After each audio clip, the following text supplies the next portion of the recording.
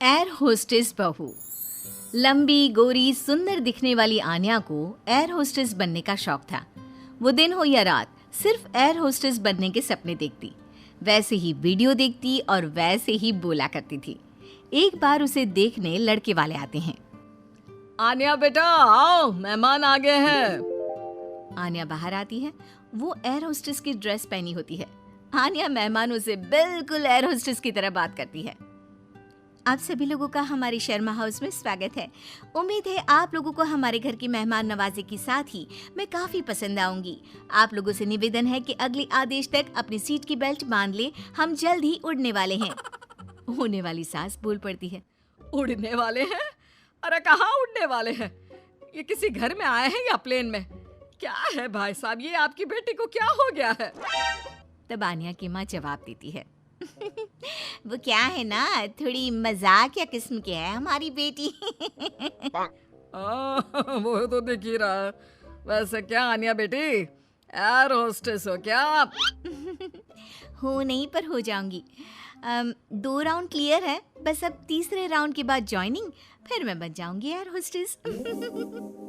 वाह वाह, सुना है एयर होस्टेस खूब कमाती है। और नहीं तो क्या, हर ट्रिप के पैसे, ऊपर से विदेश घूमो।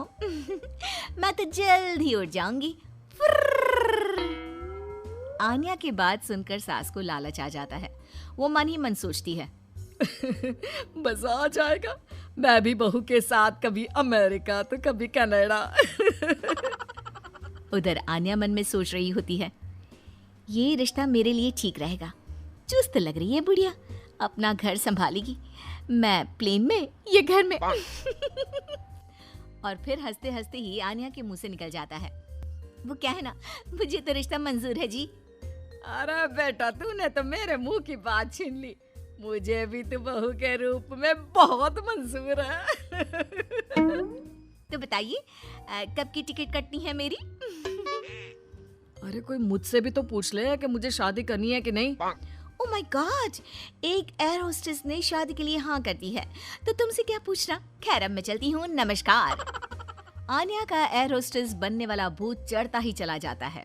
खैर विवेक की शादी आन्या से हो जाती है। शादी के बाद बहू क्या बात है, लाल सी ड्रेस में बिल्कुल परी लग रही हो। बुढ़िया तू क्या सोच रही है मैं सब जानती हूँ।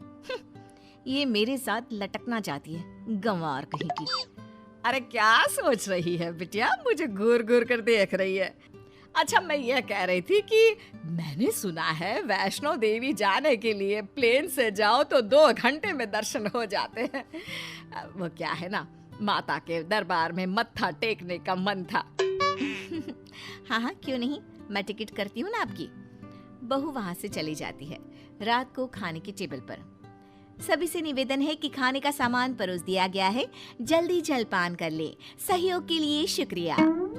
सभी को आन्या की बातें अजीब तो लगती है, लेकिन करे क्या, बहू जो ठहरी। लेकिन फिर एक रोज रात को, हाँ मुझे नींद ही नहीं आ रही, क्या करूं मैं। क्यों, क्या हो गया, नींद क्यों नहीं आ रही? वो क्या है ना, धरती पर सोने की आदत नहीं है ना, मुझे तो आकाश में सोना है, जहाँ से बादल दिखे। ये क्या, घर के अंदर सड़ी सी छत और रेलवे का पंखा चलता दिख रहा है। अरे यार बड़ी अजीब हो, घरों में तो लोग ऐसे ही सोते हैं ना। सोते होंगे, मुझे आदत नहीं है। मैं छत पर झूला लगाकर सोई हूँ। झूला हिलेगा तो मुझे लगेगा फ्लाइट में गोते खा रही हूँ आकाश में। मैं तो चली। अब क्या था, ठंडी हवा के बीच बहू छत पर सोकर उठती है तो उसे सर्दी लगी होती है।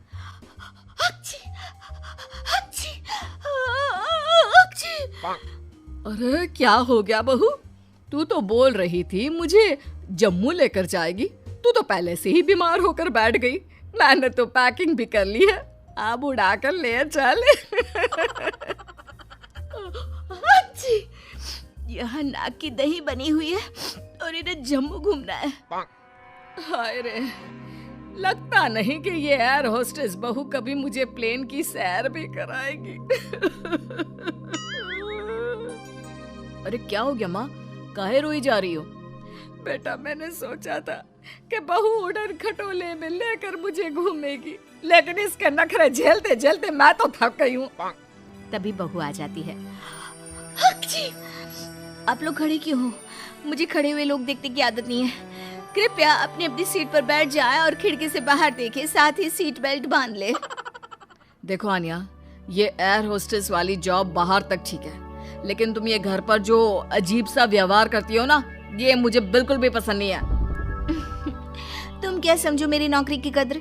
ठेले में बैठ बैठ कर बस ठेले हो गया हूँ। मैं एयर होस्टेस हूँ। पता है हवाई टिकट कितने की आती है? लोग एक बार बैठने के लिए मरते हैं, मैं तो रोज 2 बार घूमती हूँ। और सासू माँ, मैं आपकी तरह खाना बनाने वाली औरत नहीं हूँ, समझ गई? बड़े ही घमंड से बोलने वाली बीवी का ये लहजा पति को बिल्कुल पसंद नहीं आता। वो ठेला नहीं, शोरूम है। जिसे तुम काम बोल रही हो वो मेरा जमा जमाया बिजनेस है, जिसे देखकर तुम्हारे मम्मी पापा ने मेरी शादी की थी। अरे हम लोगों की फ्लाइट में तो माल्या से लेकर मोदी आते हैं। हाँ हाँ आते होंगे, लेकिन भागने के लिए, घूमने के लिए नहीं। जो भी हो, है तो बिजनेसमैन ही ना। हाँ तो वो कौन सा तेरे से शादी करने को भाग रहे हैं बहू? पानी ही पीते हैं ना तेरे हाथ से, कोई बिजनेस एडवाइजरी तो नहीं लेते क्यों? अरे घूम घूम कर खाना, चाय और पानी ही तो बांटती है ना तू। जैसे जमीन पर वेटर होते हैं, तू बस इंग्लिश में गिटपिट करती है और तू हवा की वेटर है। जब देखो तब घमंड करती रहती है।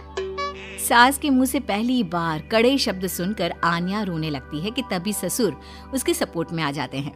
देख भाग्यवान, एयर होस्टेस की जॉब भले ही खाना या पानी देने की हो, लेकिन आपदा के वक्त इन लोगों की बड़ी जिम्मेदारी होती है एक एक पैसेंजर का ख्याल रखना। काम काम होता है, वो छोटा बड़ा नहीं होता। आन्या को ससुर की बात से थोड़ा सहारा मिलता है, लेकिन तभी पति, माना पापा वो काम है, लेकिन काम को अपने सर पर चढ़ा लेना कहाँ तक सही है? मैं बिजनेसमैन हूँ, घर का सामान बेचता हूँ, तो इसका मतलब ये नहीं कि घर को ही बेच दूंगा। माँ घर पर रहती है, खाना बनाती है, तो इसका मतलब ये नहीं कि लोगों के घर जाकर खाना बनाएगी या फिर घर को होटल बना देगी। पापा, काम को घर के बाहर तक ही रखना सही है। मुझे माफ कर दो, मैं आज के बाद कभी भी अपने जॉब को घर के बीच नहीं लाऊंगी। मैं समझ गई जैसे दूसरी नौकरी है वैसे ही एयर होस्टेस की जॉब भी है। मैं इस नौकरी के चक्कर में ज्यादा ही पागल हो गई थी।